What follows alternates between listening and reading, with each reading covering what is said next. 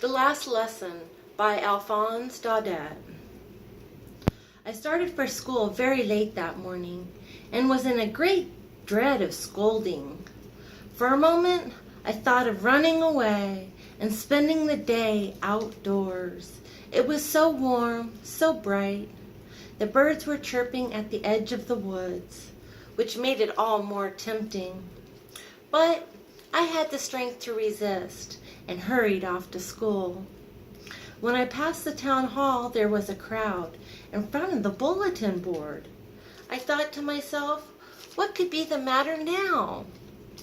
As I hurried, the blacksmith called after me, "Don't go so fast. You'll get to school in plenty of time. Ha ha."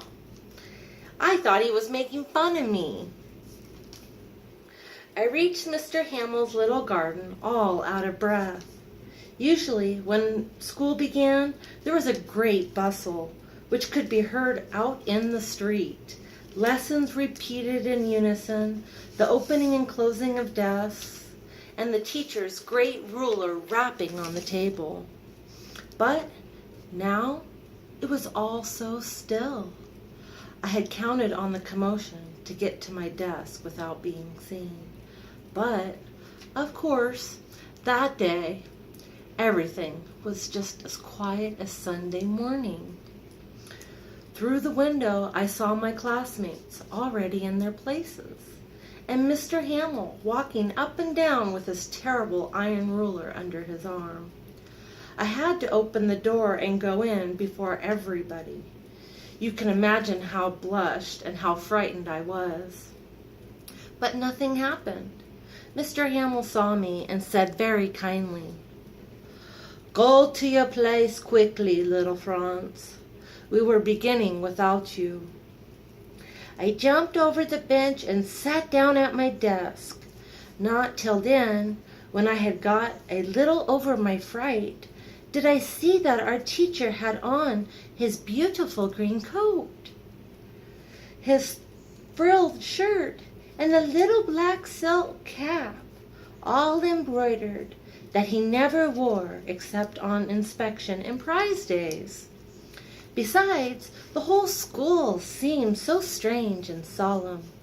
The thing that surprised me most was to see on the back benches that were always empty the village people, sitting quietly like ourselves. Old Hauser with his three-cornered hat, the former mayor, the former postmaster. Everyone looked sad, while I was wondering about it all. Mr. Hamill mounted his chair, and in the same grave and gentle tone which he had used to me, said, "My children, this is the last lesson I shall give you. The order has come from Berlin to teach only German in the schools of Alsace and Lorraine. The new master comes tomorrow. This is your last French lesson. I want you to be very attentive." What a thunderclap these words were to me! Oh, the wretches! That was what they had put up at the town hall. My last French lesson? But why? I hardly knew how to write. I should never learn any more. I must stop there, then. Oh, how sorry I was for not learning my lessons, for seeking birds' eggs or going sliding on the Soar. My books that had seemed such a nuisance a while ago, so heavy to carry, my grammar and my history of the saints were old friends now that I couldn't give up. And Mr. Hamill, too, the idea that he was going away, that I should never see him again, made me forget all about his ruler and how cranky he was. Poor man, it was in honor of his last lesson that he had put on his fine Sunday clothes. Then, from one thing to another, Mr. Hamill went on to talk of the French language, saying it was the most beautiful language in the world, the clearest, most logical, that we must guard it among us and never forget it, because when the people are enslaved, as long as they hold fast to their language, it is as if they had the key to the prison. Then he opened a grammar and read us our lesson. I was amazed to see how well I understood it. All he said seemed so easy, so easy. I think, too, that I had never listened so carefully, and that he had never explained everything with so much patience. It seemed almost as if the poor man wanted to give us all he knew before going away, and to put it all into our heads at one stroke. That day, Mr. Hamill had new copies for us, written in a beautiful round hand. France, I'll say, France, I'll say. They looked like little frogs floating everywhere in the schoolroom, hung from the rod at the top of our desks. You ought to have seen how everyone set to work, and how quiet it was. The only sound was the scratching of the pens over the paper. Once, some beetles flew in, but nobody paid any attention to them, not even the littlest ones, who worked right on tracing their fish hooks, as if it was French too. On the roof, the pigeons cooed very low, and I thought to myself, will they make them sing in German, even the pigeons? Whenever I looked up from my writing, I saw Mr. Hamill sitting motionless in his chair, and gazing first at the one thing, then another, as if he wanted to fix in his mind just how everything looked in that little room. Fancy, for 40 years he had been there in the same place, with his garden outside, the window in his class in front of him, just like that, only the desks and benches had been worn smooth.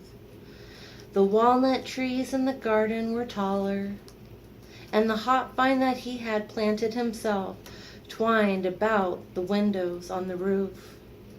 How it must have broken his heart to leave it all. Poor man. To hear his sister moving out in the room above, packing their trunks, for they must leave the country the next day. He had the courage to hear every lesson to the very last.